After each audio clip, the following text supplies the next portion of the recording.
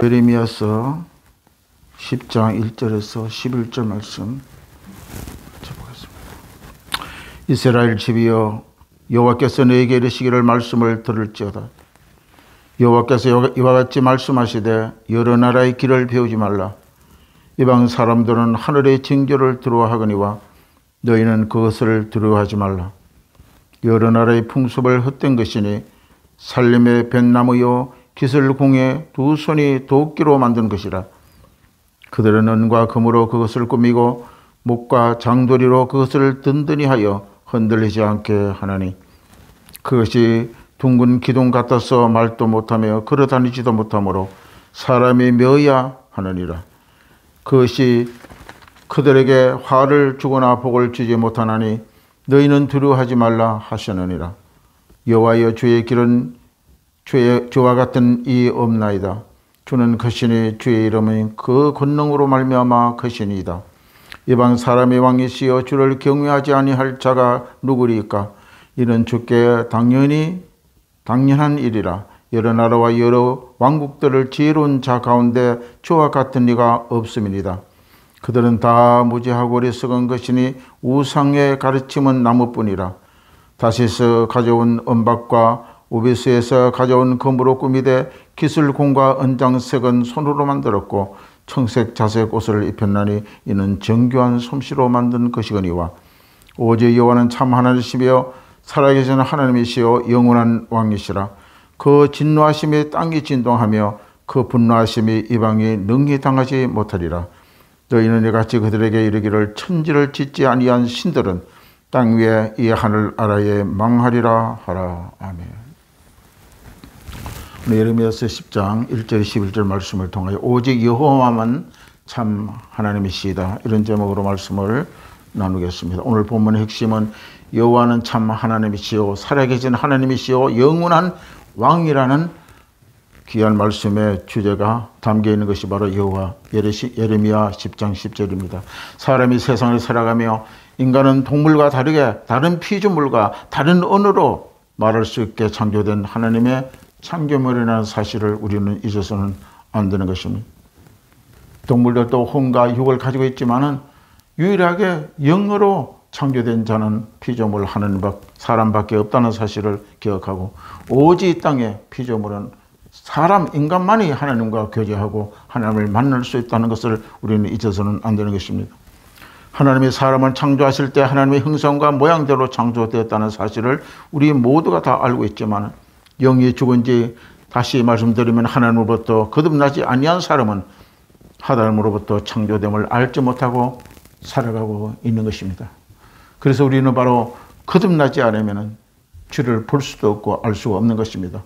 신약의 예수님 시대의 니고데모는 바리새파요, 학자요, 그들은 율법을 완수한 자요, 이러한 또한 교사요, 지도자의 뜻입니다. 그러나 그는 거듭나지 아니하면 하나님 나라에 들어갈 수 없다고 책망한 사실을 예수님의 말씀을 통하여 우리는 알 수가 있는 것처럼, 사람은 하나님으로부터 창조된 사실을 알지 못하고 살아가는 어리석은 가운데 계속 머물게 되면 영영 멸망받을 수 없고 심판과 저주받을 수 없다는 사실을 우리는 알 수가 있는 것입니다. 그렇기 때문에 하나님을 대하여 알려고 하지도 않고 믿고 싶어 하지도 않는 것이 바로 불신자의 심령인 것입니다. 무엇인가 의지하고 살아가려는 속성을 인간들은 가지고 있기 때문에 그들은 하나님 믿지 아니한다 할지라도 세상의 신을 그들 가운데 곁에 두고 있다는 사실을 우리는 알 수 있습니다. 바로 인간은 창조물이라는 사실을 증명하고 있는 것처럼 오늘 우리는 예레미야서 통하여 하나님의 사람 예레미야는 우리에게 무엇을 말하여 주고 있는가를, 인간이 가장 중요하고 믿고 나아가야 하는 방향, 우리에게 알려주고 있다는 사실을 우리가 깨달으면서 함께 말씀을 통하여 은혜를 나누고자 합니다. 첫째, 사람은 무엇을 의지하는가? 사람은 누구나 무엇을 의지하며 살아갑니다.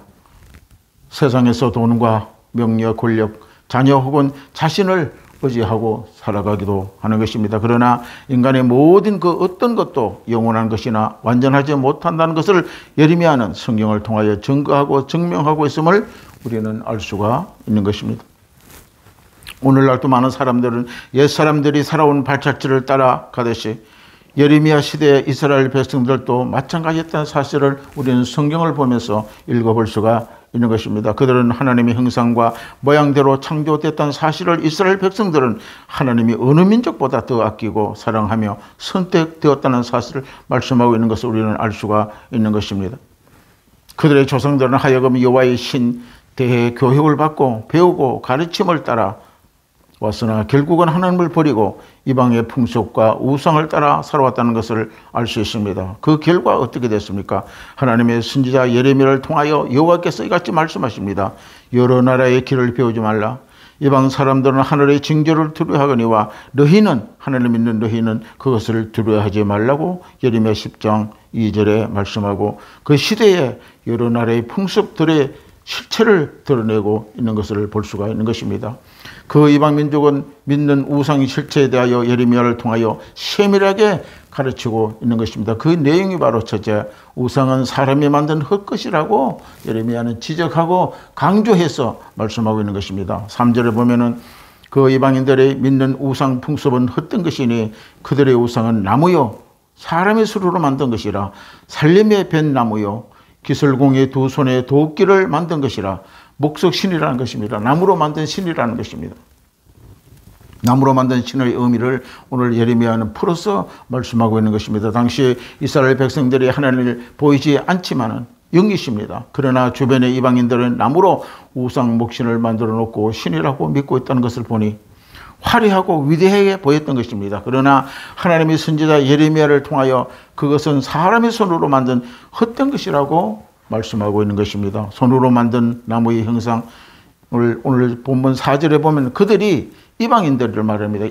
그들 이방인들이 은과 금으로 꾸미고 도금을 했다는 것입니다. 목과 장도리로 그것을 든든하게 흔들지 않게. 세상에 오늘날 그리스라든지 많은 유럽에 또는 아프리카의 이 신들은 그들의 손으로 만든 형상에 의하여 지어진 우상들입니다. 그 위에 은과 금을 도색했잖아요.